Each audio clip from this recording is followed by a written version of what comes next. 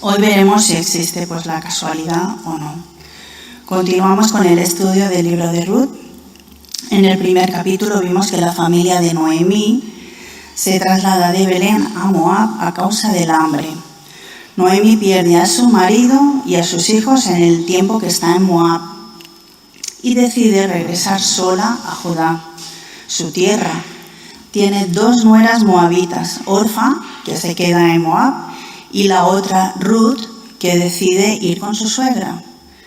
Ruth toma la decisión de dejar su país atrás, sus costumbres, sus dioses, y seguir a Noemí y confiar en el Dios de Israel. En el capítulo 1 nos describe una tragedia. Hay una situación muy dura. Hay hambre, hay 3 muertes en una misma familia. Esto pone en una posición muy difícil a 2 mujeres viudas, sin esposos que sostuvieran a la familia y, por lo tanto, sin sustento. En esa época la mujer dependía completamente del hombre. Noemí y Ruth quedan desamparadas, solas. No era nada fácil salir adelante. Noemí quiere que la llamen Mara, que significa amarga, por la desesperación que ella estaba pasando, aunque Dios no se había olvidado ni de Noemí ni de Ruth. Cuando llegan a Belén es el inicio de la temporada de la siega de la cebada, como nos dice el último versículo del capítulo 1. Y esto ya nos da un rayo de esperanza. La cebada era un cereal básico. El grano era fundamental para el pueblo de Israel. Y vemos que Noemí tenía un pariente, Boz, por parte de su esposo fallecido, Elimelec. Boz, según la genealogía de Jesús en Mateo 1, era hijo de Rahab, la exprostituta cananea de Jericó, que confió en Dios, y de Salmón, también lo dice en Lucas 3. Boz, este pariente, contaba con una buena posición, tenía tierras, tenía trabajadores a su cargo. Era un hombre respetable, piadoso, con buen corazón. Trataba bien a sus empleados. Bendice a sus empleados cuando llega el tiempo. El Señor sea con vosotros y ellos a Él también. Que el Señor te bendiga. Un ambiente laboral bastante diferente del de hoy en día, ¿verdad? ¿De quién es esta joven? Pregunta. Él quiere el bienestar de sus trabajadores. Y vemos más adelante que pide a Ruth que se quede con sus criadas para que no le falte ni el sustento y para que no la molesten. Boz se convertirá en el pariente redentor tanto de Noemí como de Ruth.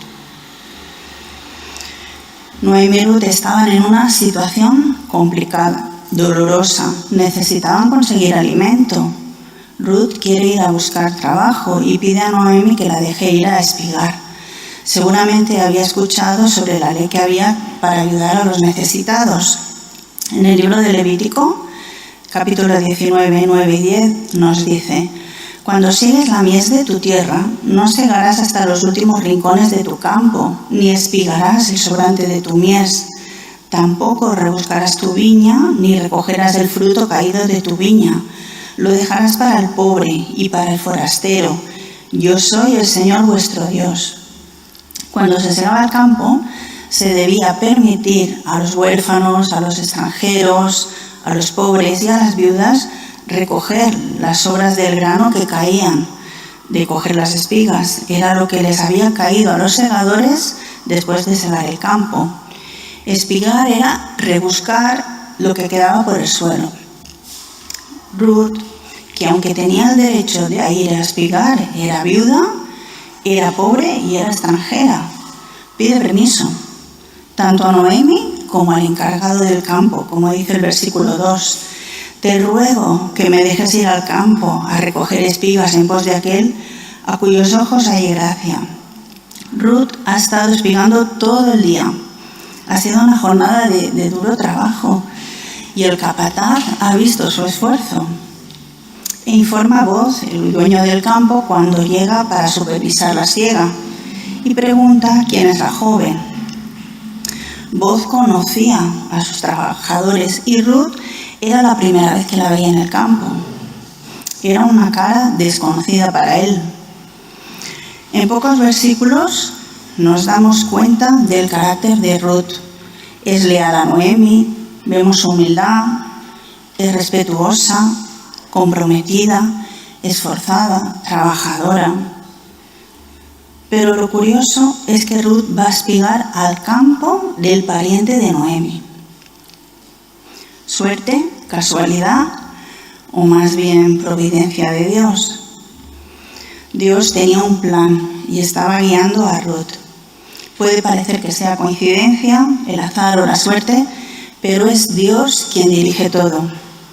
Dios trabaja detrás del escenario, entre bastidores, haciendo que todo obre para bien.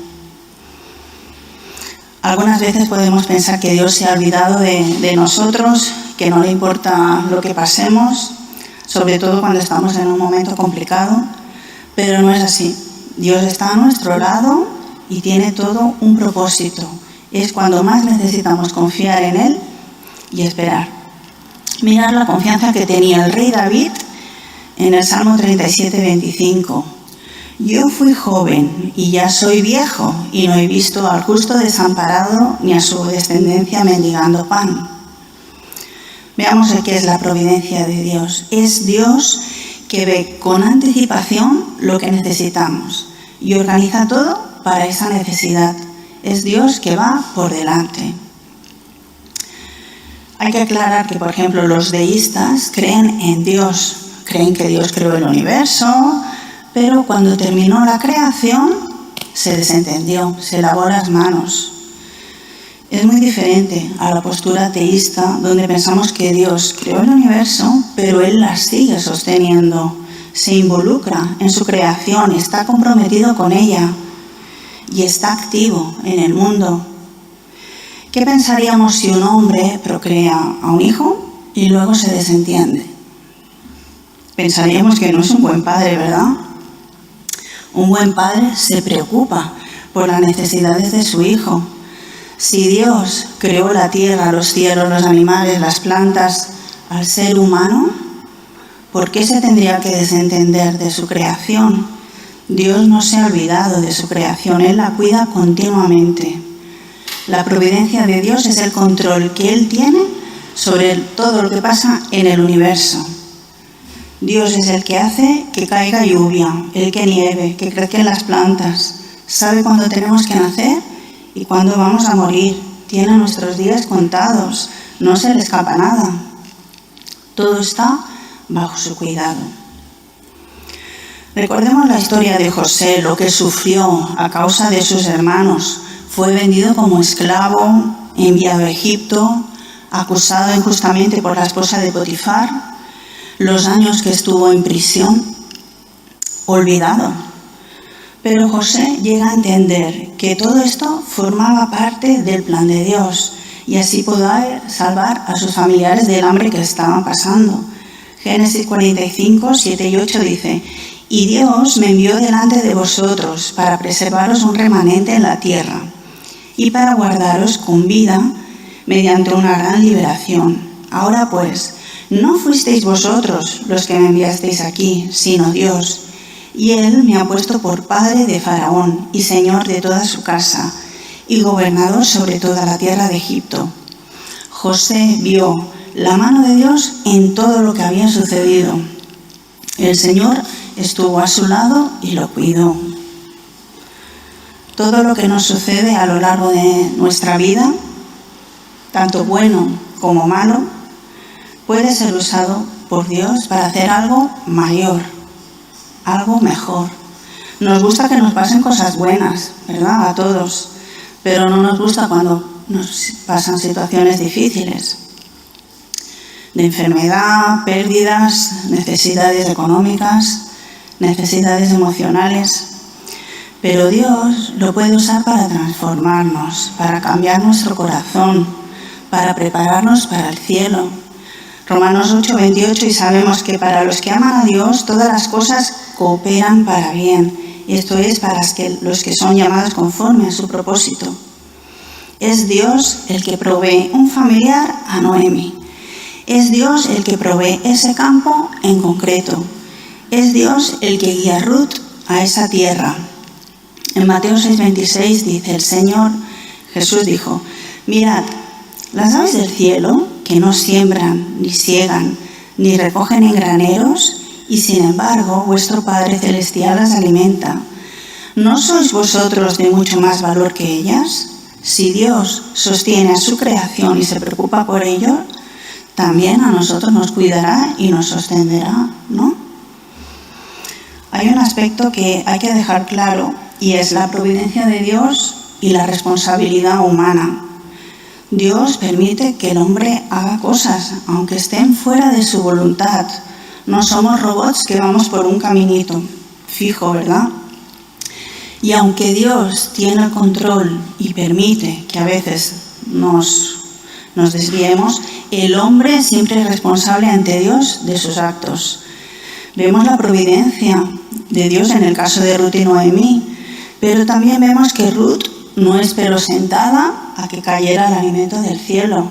Sabía que había un problema y se movió para solucionarlo. Una vez le dijeron a un pastor que fuera a visitar a una madre soltera que tenía unas niñas pequeñas. Cuando llega el pastor a la casa, ve una situación horrorosa por cómo estaban viviendo, en unas pésimas condiciones. Pero lo que más le sorprendió fue que las niñas estaban enfermas, desnutridas, sin escolarizar. El pastor le pregunta por qué las niñas están de esa manera. Y ella dice pues que no tiene nada de darles de comer, que no tiene para comprar medicamentos y menos para mandarlas a la escuela. El pastor le pregunta si ha ido a servicios sociales, a la asistenta o a alguna otra entidad para pedir ayuda. Ella dice que no, que ya Dios proveerá. Entonces el pastor le dijo, sí, Dios provee, pero tú también tienes que hacer algo, tienes que ir a pedir ayuda. No podemos quedarnos sentados y esperando que caiga del cielo. Ahora vamos a ver dos temas. Uno es la moabita y el otro el pariente redentor. En el texto de hoy se dice 2 veces la procedencia de Ruth. En el versículo 2, Ruth la moabita. Y en el versículo 6, la joven moabita. Este pequeño libro de tan solo 4 capítulos se describe 7 veces a Ruth como la moabita. Es como si nos quisiera recordar varias veces que Ruth era extranjera y no pertenecía al pueblo de Dios. Los moabitas eran un pueblo enemigo, pero el Señor tenía a Ruth incluida en su plan de salvación. Y tú y yo, nosotros tampoco formábamos parte del pueblo de Dios. Nosotros éramos enemigos suyos. Todos hemos ido llegando en el momento en que nos ha llamado y hemos respondido a su llamado. Ahora formamos parte del pueblo de Dios, ya no somos extranjeros. Nuestra ciudadanía está en el cielo, Filipenses 3:20. Veamos esto del pariente redentor. En los próximos días veremos que Boaz, que es un tipo de Cristo, se convertirá en el pariente redentor. Había una ley, la ley del levirato, en Deuteronomio 25, del 5 al 10, donde decía que si un hombre moría sin hijos, el hermano del difunto debía casarse con la viuda para dejar descendencia al hermano fallecido. El hijo de ese matrimonio era el heredero del que falleció.